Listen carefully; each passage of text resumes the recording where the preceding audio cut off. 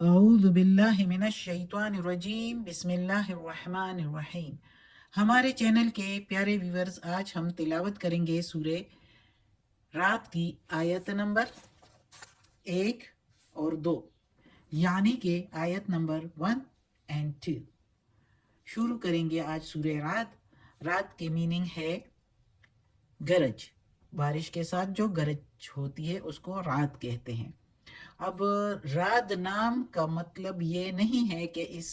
سورہ کا نام راد ہے تو اس پورے سورہ میں گرج کے بارے میں بحث کی گئی ہوگی۔ یہ نام اس لیے رکھا گیا ہے کہ اس سورہ کے آیت نمبر 13 میں جو ہے رات کا لفظ استعمال ہوا ہے، تو اس وجہ سے نشانی کے طور پر اس سورہ کا نام سورہ رات رکھا گیا ہے۔ اور یہ سورہ مدنی ہے، مدینہ میں نازل ہوئی ہے۔ اور کچھ علماء یہ بھی کہتے ہیں کہ یہ مکی ہے، محمد صلی اللہ علیہ وآلہ وسلم کے مکہ سے ہجرت کرتے وقت سے کچھ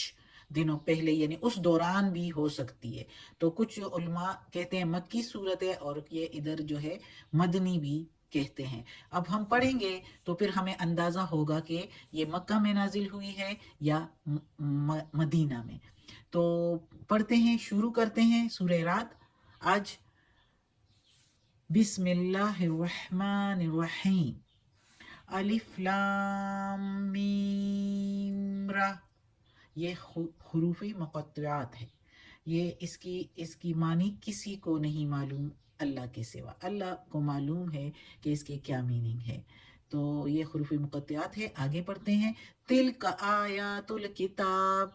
یہ آیتیں ہیں کتاب کی، یعنی اس قرآن کی آیتیں ہیں جو ہم پڑھ رہے ہیں۔ والذی، اور اس ذات پاک کی، انزلہ اتاری ہے، الیکا طرف تیرے، من ربک الحق تیرے رب کی طرف سے سچی، یعنی یہ وہ کتاب ہے جو تیری طرف نازل ہوئی ہے، تیرے رب کی طرف سے سچی۔ رب کا، ربی کے میننگ رب، اور کا کے میننگ تیرے، انزلہ کے میننگ اتاری گئی ہے، الیکا تیری طرف، حق کے میننگ حق سچ،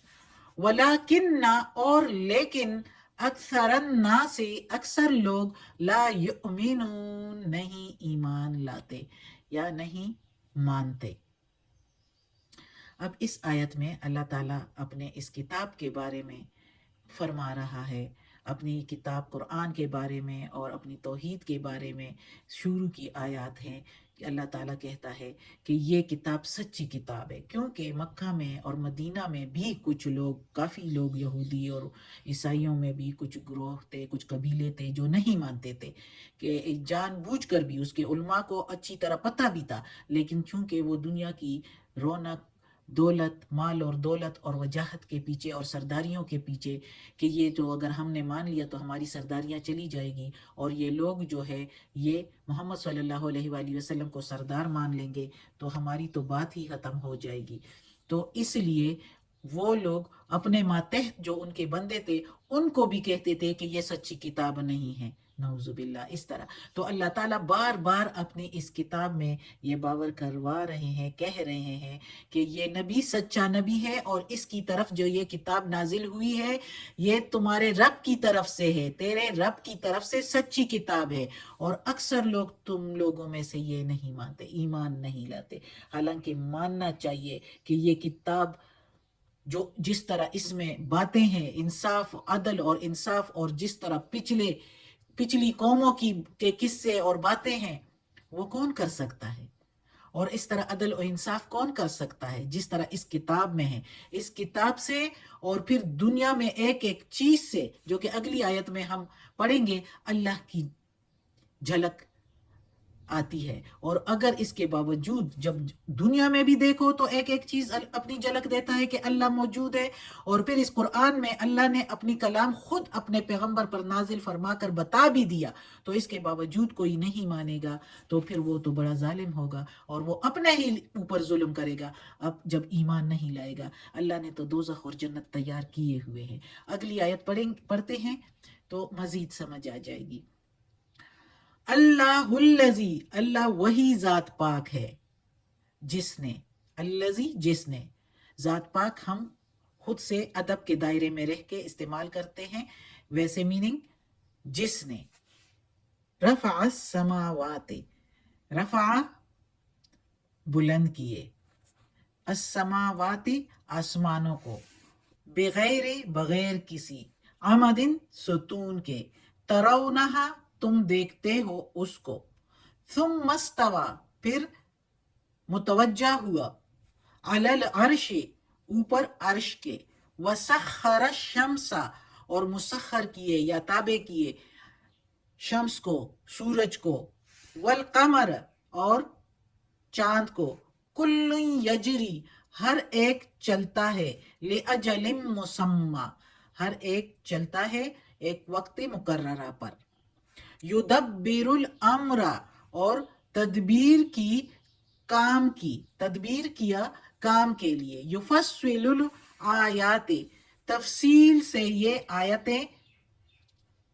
بیان کیے، تفصیل سے یہ آیتیں، لعلکم تاکہ تم، بلقاء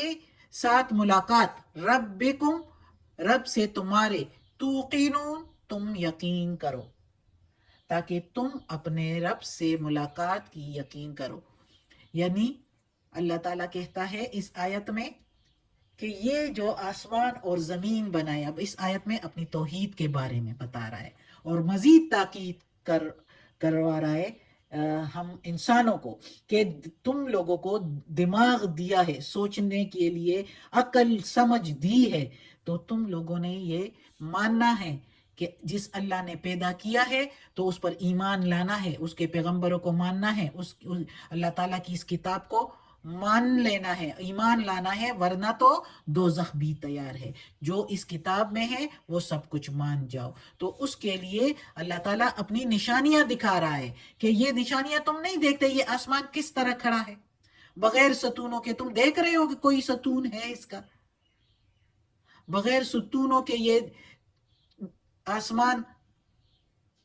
اور کوئی کر سکتا ہے ایسے؟ اور پورے نظام شمسی اور اس کے علاوہ اور کائنات میں کتنے نظام، پورا اللہ چلا رہا ہے۔ اس زمین سے لے کر آسمانوں تک پورا کائنات ایک نظام ہے، اور اس نظام کا جو قانون چلا رہا ہے وہ کوئی ہے،